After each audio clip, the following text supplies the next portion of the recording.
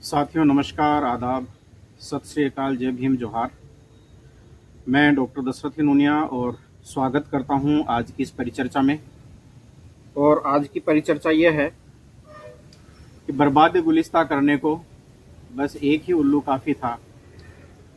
यहाँ हर साक़ उल्लू बैठा है, अंजाम गुलिस्ता क्या होगा। अर्थात बात करते हैं बीएसएनएल की। किस प्रकार से बीएसएनएल को जो है बर्बाद किया गया। जो बीएसएनएल आज से 11 साल पहले आबाद होना चाहिए था, 10 साल पहले आबाद होना चाहिए था, 4G से आबाद होना चाहिए था।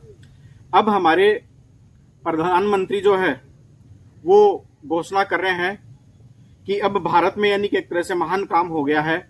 अब भारत टेलीकॉम के इतिहास में एक इतिहास रचने जा रहा है और भारत में जो है एक बड़े स्तर पर जो है बीएसएनएल में की जो है वो 4G की घोषणा होने जा रही है। यानी अब प्रत्येक यानी कि एक तरह से व्यक्ति को जो है वो 4G मिलेगा।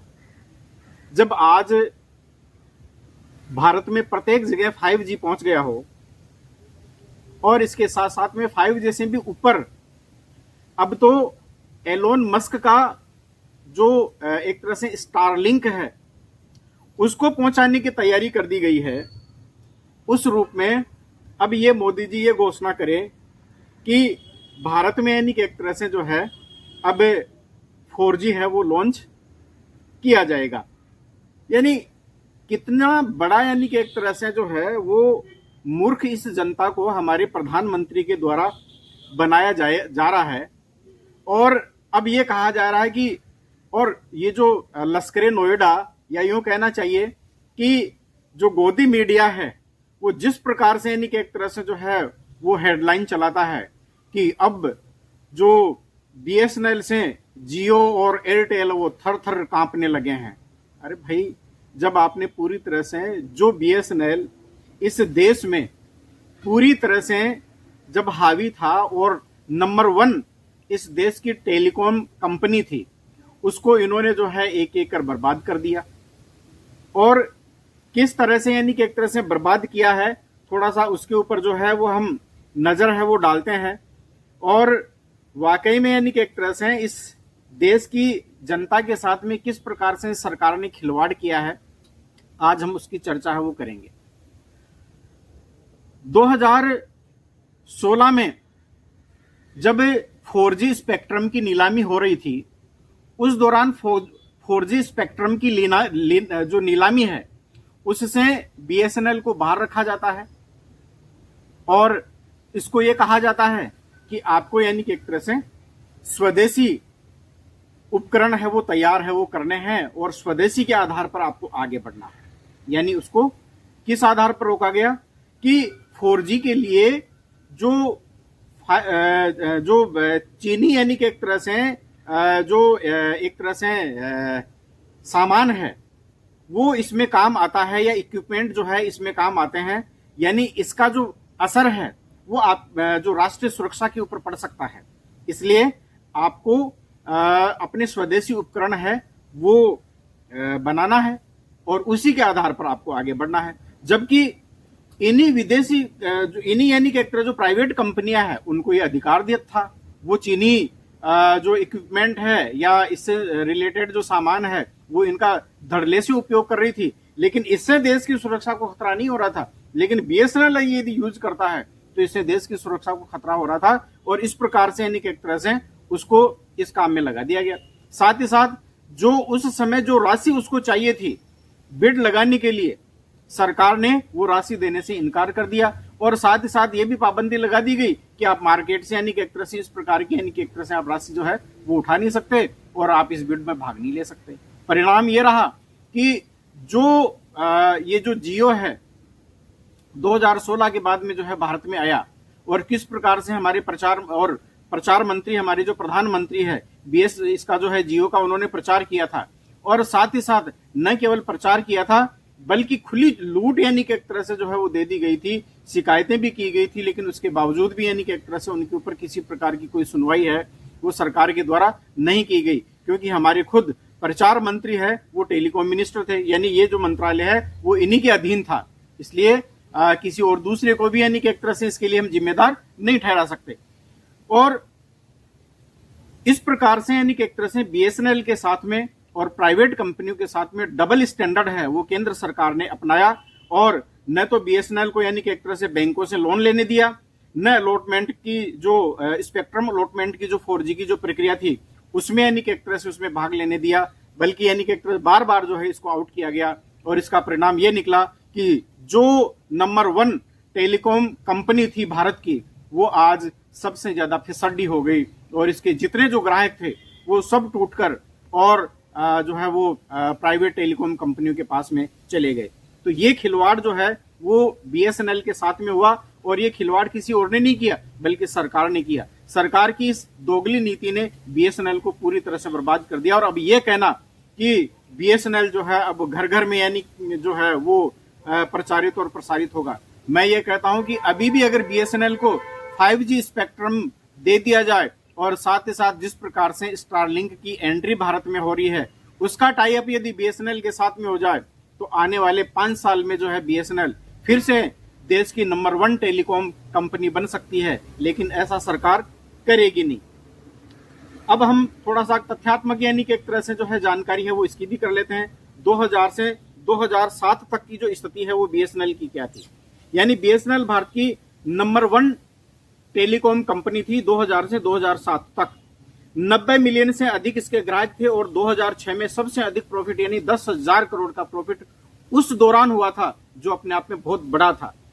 इसके अलावा 2008 से 2014 में जब यूपीए का काल था, हालांकि यूपीए का काल 2004 से स्टार्ट हो जाता है, तो 2G स्पेक्ट्रम घोटाले और देरी से नीतिगत फैसलों ने भी बीएसएनएल को उस दौरान भी नुकसान पहुंचाया।